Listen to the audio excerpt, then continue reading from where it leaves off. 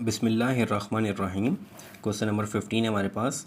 The value of an investment portfolio decreases by 8% in 2010।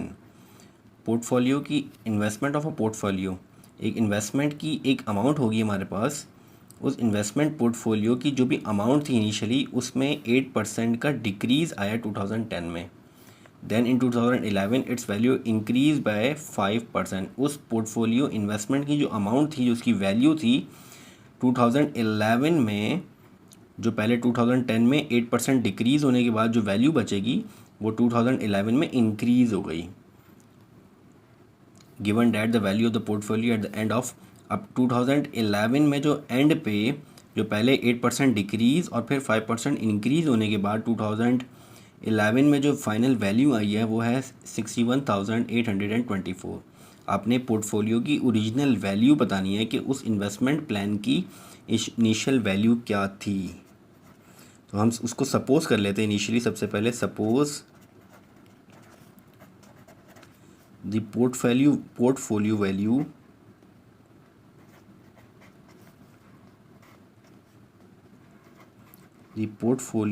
Value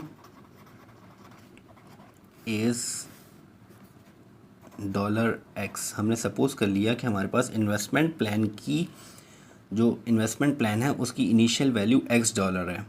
अब next year की बात कर लेते हैं हम। इन 2010 हमारे पास 10 में क्या हुआ, इस इन्वेस्टमेंट प्लान की वैल्यू में 8% का डिक्रीज़ आ गया। तो अब इन्वेस्टमेंट प्लान की में जो इस वैल्यू में 8% का डिक्रीज़ आया, उसके बाद जो वैल्यू हो जाएगी 2010 में वो क्या हो जाएगी, इनिशियली जो वैल्यू थी वो थी $x।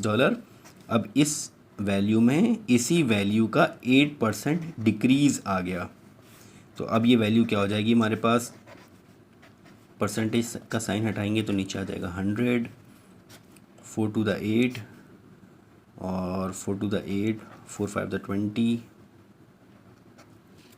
4 to the 4 5 the 20, 25x से मल्टीप्लाई होगा तो 25x minus 2x upon 25x minus 2x will be 23x upon 25। तो हमारे पास इस इन्वेस्टमेंट प्लान जो इन्वेस्टमेंट पोर्टफोलियो है, इसकी वैल्यू हमारे पास 2010 में 8% डिक्रीज़ होने के बाद ये वैल्यू हो जाएगी 23x upon 25। Then move to 2011। In 2011 में हमारे पास इस पोर्टफोलियो वैल्यू का जो 2010 में अमाउंट आ रही है इन डॉलर्स, इसमें 5% का इंक्रीज़ हो जाएगा। यानी जो हमारे पास 2010 में वैल्यू थी 23x अपॉन $25, इसमें इसी वैल्यू का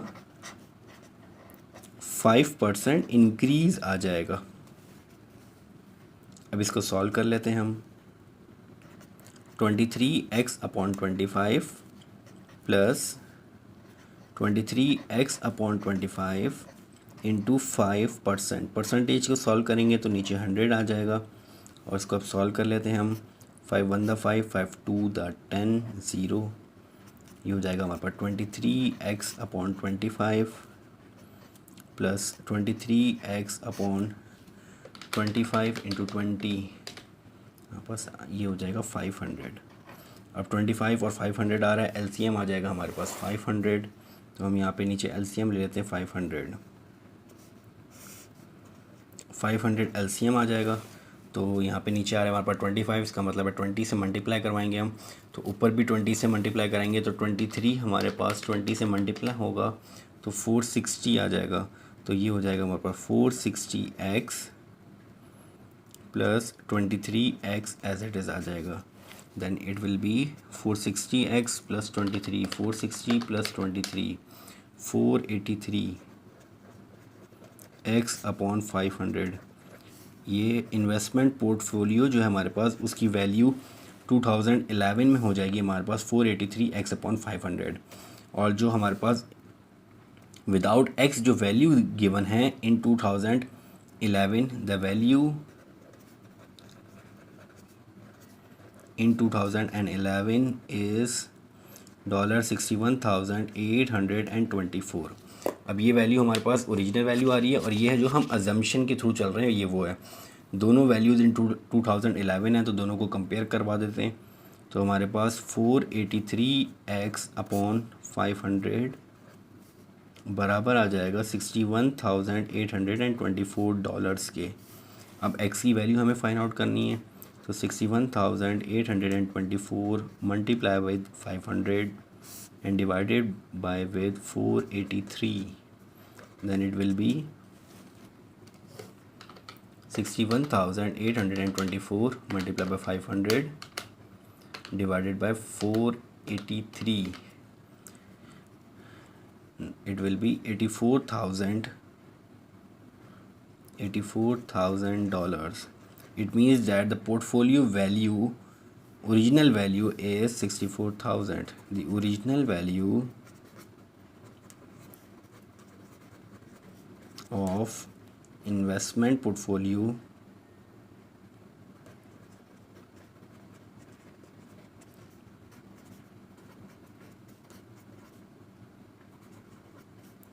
is $64,000। तो ये हमारे पास क्वेश्चन नंबर 15 कंप्लीट हो गया।